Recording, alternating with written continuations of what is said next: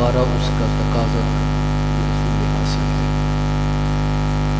یہ تو بات کہی جا سکتی ہے کہ بھئی جو مسجد سے باہر ہے وہ مسجد میں آ جائے، تو جو پہلے ہی مسجد میں بیٹھے ہوئے اگر ان کو کہا جائے کہ جو مسجد میں بیٹھے ہیں وہ مسجد میں آ جائے تو یہ حصول حاصل ہے، اور قرآن میں ایسا نہیں ہے۔ اور بظاہر یہ معلوم ہو رہا ہے کہ اللہ تعالیٰ نے ایمان والوں کو مخاطب کیا اور کہا کیا ایمان لے آؤ، جن کے پاس پہلے ہی ایمان ہے ان کو دوبارہ کہا جا رہا ہے کہ ایمان لے آؤ، تو اس کا مطلب کیا ہوا، اس کا مفہوم کیا ہوا؟ علماء مفسرین نے اس کے بہت سارے معنی بیان فرمائے ہیں، اور میں ایک معنی آپ کے سامنے رکھنا چاہتا ہوں کہ اہل ایمان کو جس ایمان کے بارے میں کہا جا رہا ہے وہ ایمان کیا ہے۔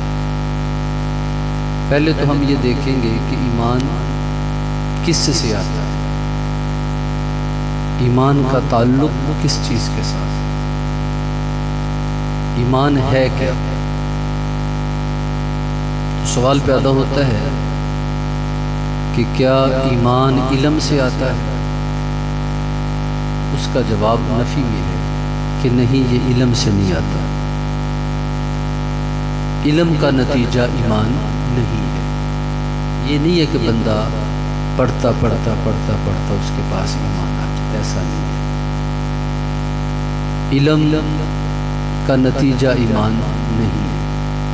اگر ایمان علم سے آتا ہوتا تو جس کے پاس علم ہوتا اسی کے پاس ایمان ہوتا، اور جس کے پاس علم نہ ہوتا اس کے پاس ایمان نہیں ہوتا۔ جبکہ ایسا نہیں ہے، بہت سارے لوگ علم تو رکھتے ہیں، ان کے پاس علم بہت زیادہ ہے لیکن ان کے پاس ایمان نہیں ہے، اور بہت سارے ایسے ہیں کہ جن کے پاس علم تو نہیں ہے لیکن ان کے پاس ایمان کی دولت ہے۔ حضرت حق رحمۃ اللہ علیہ کے بارے میں آتا ہے کہ وہ ایک دن بھی کسی مدرسے میں پڑھنے کے لیے نہیں گئے لیکن سلطان العارفین کہلائے۔ تو ایمان علم کا نتیجہ نہیں۔ تو پھر سوال پیدا ہوتا ہے کیا ایمان پھر عمل سے آتا ہے؟ تو اس کا جواب بھی نفی میں کہ نہیں، یہ عمل سے بھی نہیں آتا۔ اگر ایمان عمل سے آتا ہوتا تو جس کے پاس عمل ہوتا اسی کے پاس ایمان ہوتا، اور جس کے پاس عمل نہ ہوتا اس کے پاس ایمان ہی نہ ہوتا۔ جبکہ ایسا نہیں ہے، بہت سارے لوگ عمل تو بڑا رکھتے ہیں، یہ طاہریہ قسم کے لوگ، یہ جوگی قسم کے لوگ، یہ بہت بڑا عمل کرتے ہیں لیکن ان کا دامن ایمان سے خالی ہے۔ اور ایسے بھی اس سرزمین پہ گزرے، اس دنیا میں گزرے، اس زمانہ پہ گزرے کہ جن کے پاس عمل تو نہیں ہے لیکن ان کے پاس ایمان کی دولت ہے۔ حضور نبی رحمت صلی اللہ علیہ وآلہ وسلم ایک غزوے میں شامل تھے، اور ایک شخص اپنے گھوڑے پہ سوار ہو کر کے میرے اور آپ کے آقا کے سامنے آیا، اور ایک نظر اس نے رخ مصطفیٰ کو دیکھا، اور پھر معاملہ کیا تھا، پھر دیکھتا رہ گیا، آپ کو دیکھ کر دیکھتا رہ گیا، آپ کو دیکھ کر دیکھتا رہ گیا، کیا کہوں اور کہنے کو کیا رہ گیا، بس حضور کو دیکھا تو دیکھتا ہی رہ گیا۔ اب وہ اپنی سواری پہ سوار تھا، اور اس نے نبی رحمت صلی اللہ علیہ وآلہ وسلم کی بارگاہ میں عرض کیا کہ اگر میں آپ کا کلمہ پڑھ دوں تو مجھے کیا کریں؟ اگر میں آپ کا کلمہ پڑھ لیتا ہوں تو آپ مجھے کیا دو گے؟ تو میرے کریم آقا نے فرمایا کہ اگر تو کلمہ پڑھ لیتا ہے تو میرا رب تمہیں جنت عطا فرمائے گا۔ اب وہ اپنی سواری پہ بیٹھا تھا، اور اس کی ایک پاکٹ میں ایک جیب میں کھجوریں تھیں، ان میں سے کھجور نکالتا اور کھاتا اور ساتھ یہ گفتگو بھی کر رہا تھا۔ جب حضور نے فرمایا کہ میرا رب تمہیں جنت عطا فرمائے گا، تو اس نے اپنی جیب میں ہاتھ ڈالا، جتنی بھی کھجوریں تھیں وہ نکالی اور اس طرح زمین پہ پھینک دی۔ جب زمین پہ پھینکی تو ساتھ کہا کہ اچھا اگر یہ بات ہے تو پھر یہ کھجوریں یہاں نہیں کھانی، یہ کھجوریں جنت میں جا کے کھائیں گے۔ ان کھجوروں کو یہاں نہیں کھائیں گے بلکہ جنت میں جا کے کھائیں۔ آپ مجھے اپنی غلامی میں لے لیں۔ حضور نے فرمایا پڑھو بھائی لا الہ الا اللہ محمد الرسول اللہ۔ اس نے کلمہ پڑھا اور مسلمان ہو گیا، اپنی سواری پہ سوار ہے۔ اب اس کا دل چاہا کہ تھوڑی دیر کے بعد تو میں نے میدان عمل میں جانا ہے اور پتہ نہیں اس میدان میں میں غازی بنتا ہوں یا شہید ہو جاتا ہوں، موقع ملا ہوا ہے کیوں نہ حضور کے قدموں کو بوسہ دے لوں۔ اس نیت کے ساتھ وہ اپنی سواری سے نیچے اترنے لگا تو وہ اپنے جسم کے توازن کو برقرار نہ رکھ سکا اور اس کا جو پاؤں تھا وہ رکاب میں اڑ گیا، اور وہ اپنے جسم کو جب برقرار نہ رکھ سکا توازن کو تو وہ نیچے گرا، اور گرتے ہی اس کا سر جو ہے وہ ایک پتھر کے ساتھ ٹکرایا۔ اتنا شدید چوٹ آئی کہ وہ شخص موقع پہ ہی فوت ہو گیا۔ اب یہ ایک ایسا آدمی ہے کہ جس کے نامہ اعمال میں کوئی عمل نہیں ہے، لیکن ایمان اتنا بلند ہے، ایمان اتنا بلند ہوا کہ دنیا کے سارے ولی، دنیا کے سارے غوث، دنیا کے سارے قطب الاقطاب سارے اکٹھے ہو کر بھی آ جائیں تو اس کے ایمان کو چھو بھی نہیں سکتے۔ تو ایمان عمل کا نتیجہ نہیں ہے، اگر عمل کا نتیجہ ہوتا تو ان کے پاس تو ایک عمل بھی نہیں، نہ نماز، نہ روزہ، نہ زکوٰۃ، نہ حج، ایک عمل بھی کرنے کا موقع نہیں، لیکن ایمان اتنا بلند ہوا۔ تو ایمان عمل سے نہیں آتا۔ آپ نے ایک یہودی نوجوان کا واقعہ سنا ہوگا علماء سے، لیکن اس زاویے سے میں آپ کو سنانا چاہتا ہوں۔ مدینہ منورہ میں ایک یہودی نوجوان رہتا تھا، اس نے کئی بار حضور کو دیکھا اور بس سرسری سی نظر اٹھی اور دیکھ کر کے آگے، لیکن آج نہ جانے کیا تھا کہ وہ ایک گلی سے آ رہا تھا، تو آگے جب موڑ پہ پہنچا تو آگے میرے اور آپ کے آقا تشریف لے آئے۔ اس کی نظر رخ مصطفیٰ پہ پڑی۔ جب رخ مصطفیٰ پہ نظر پڑی تو پہلے تو وہ دیکھتا تھا، لیکن آج آمنہ کے لال نے بھی نظر بھر کر اسے دیکھا۔ جب نظریں دو چار، اللہ اکبر، ان کے انداز کرم ان پہ وہ آنا دل کا، ان کے انداز کرم ان پہ وہ آنا دل کا، ہائے وہ وقت وہ باتیں وہ زمانہ دل کا، حسرت خاک ہوئی مٹ گیا ارماں سارے، لٹ گیا کوچائے جانا میں خزانہ دل کا، ان کی محفل میں نصیر ان کے تبسم کی قسم، ہم تو دیکھتے ہی رہ گئے ہاتھ سے جانا دل کا۔ جب حضور کو دیکھا تو دیکھتا رہ گیا۔ اللہ اکبر، آ کے جو بیٹھا پھر نہ اٹھا تیری محفل سے، آ کے جو بیٹھا پھر نہ اٹھا تیری محفل سے، پھر کہیں تیرا چاہنے والا نہ گیا، جان پیاری تھی مگر جان سے پیارے تم تھے، جو کہا مانا گیا ٹالا نہ گیا، ایک بار نظر بھر کے دیکھا تھا اسے، زندگی بھر میری آنکھوں کا اجالا نہ گیا۔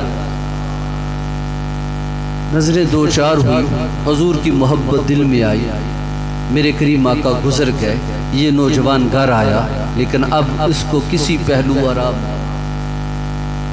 اس کا مشن کیا تھا؟ اللہ اکبر، جن راہوں سے حضور نے گزرنا ہوتا ان راہوں پہ آ کے کھڑا ہو جاتا اور چپکے حضور کی زیارت کرتا، اور جب دیدار کو کچھ دن زیادہ بیت جاتے تو یہ پھر مسجد نبوی کے چکر کاٹتا کہ کہیں سے رخ مصطفیٰ سامنے آئے اور کہیں سے میں دید کے مزے لوں۔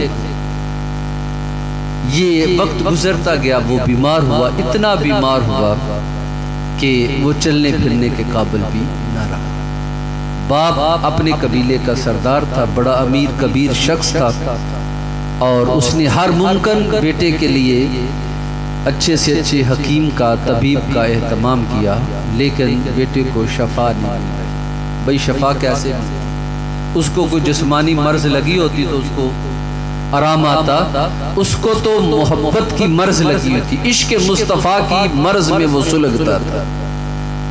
اس کے تو خیال میں حضور بستے تھے، اس کی تو سوچوں میں حضور بستے تھے، اور وہ ہر وقت حضور کے تصورات میں گم رہتا تھا۔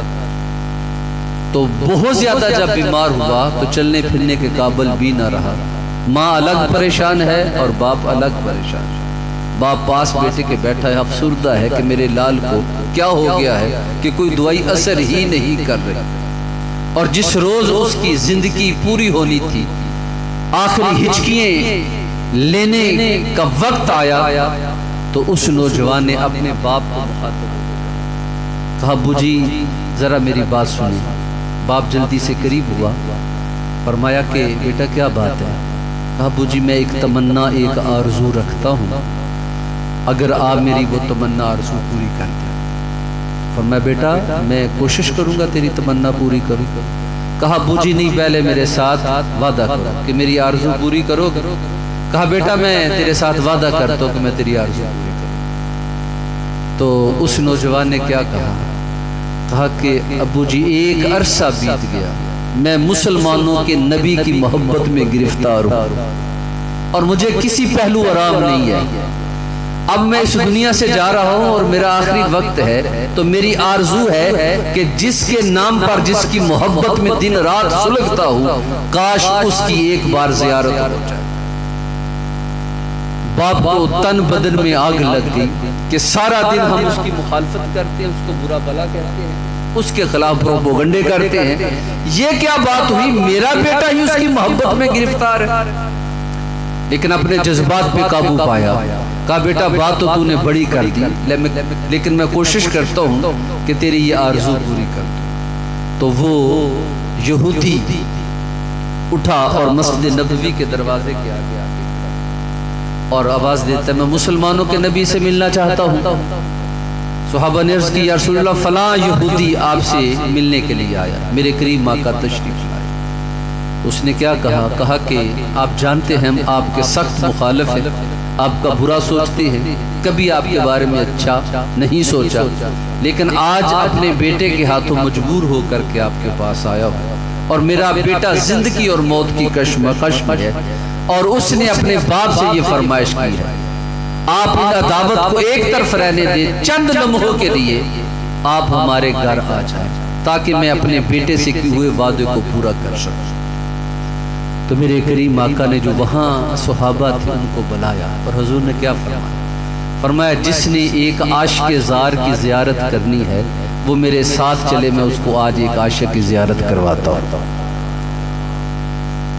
اچھا، جب کسی سے محبت ہوتی ہے تو پھر دلوں کا جو تعلق ہوتا ہے، روحوں کا جو جوڑ ہوتا ہے، روحوں کا جو ربط ہوتا ہے وہ جڑ جاتا ہے، بہت قریب ہو جاتا ہے۔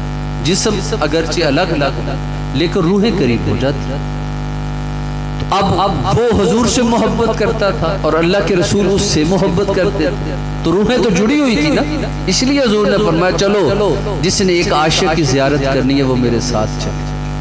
تو میرے کریم آقا اپنے غلاموں کو لے کر کے جب نکلے اس یہودی نوجوان کے گھر کی طرف، تو پھر اس نوجوان کی روح کو بھی تو پتہ چل گیا ہوگا کہ جس کے لیے میں دن رات تڑپتا ہوں وہ میرے گھر آنے والے۔ تو شاعر نے نقشہ کھینچا اور حد کر دیا، ادھر وہ گھر سے نکل پڑے ادھر میرا دم نکل رہا، ادھر وہ گھر سے نکل پڑے ہیں ادھر میرا دم نکل رہا ہے، دغا دے رہی ہے کہاں پہ قسمت، وہ آ رہے ہیں اور میں جا رہا ہوں۔ دغا دے رہی ہے کہاں پہ قسمت، وہ آ رہے ہیں اور میں جا رہا ہوں۔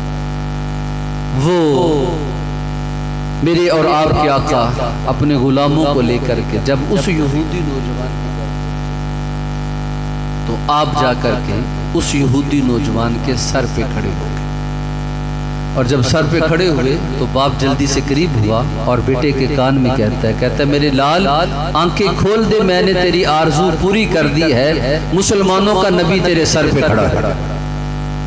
تو پھر جاتی ہوئی روح پلٹ آئی ہوگی، اور اس نے جب آنکھیں کھولی تو ودھا مکھڑا سامنے تھا۔ آخری ہچکی آئے تیرے زانوں پہ، آخری ہچکی آئے تیرے زانوں پہ، موت بھی میں شاعرانہ چاہتا ہوں۔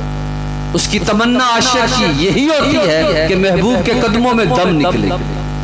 تو جب آنکھیں کھولی تو رخ مصطفیٰ سامنے تھا، روح تک تاثیر آ گئی، تو اس نوجوان کے زبان سے بھی یہی کلمے نکلے۔ کہا جی اگر میں آپ کا کلمہ پڑھ لوں تو کیا میری معافی ہو سکتی ہے؟ تو میرے کریم آقا نے فرمایا کہ تو کلمہ پڑھ لے، میں محمد تیری جنت کی ضمانت دیتا ہوں، تیری جنت کی ضمانت میں محمد دیتا ہوں کہ تو کلمہ پڑھ۔ اب اس نے کلمہ پڑھا، جو ہی کلمہ پڑھا تو اس کی بھی روح پرواز کر گئی اور زندگی ختم۔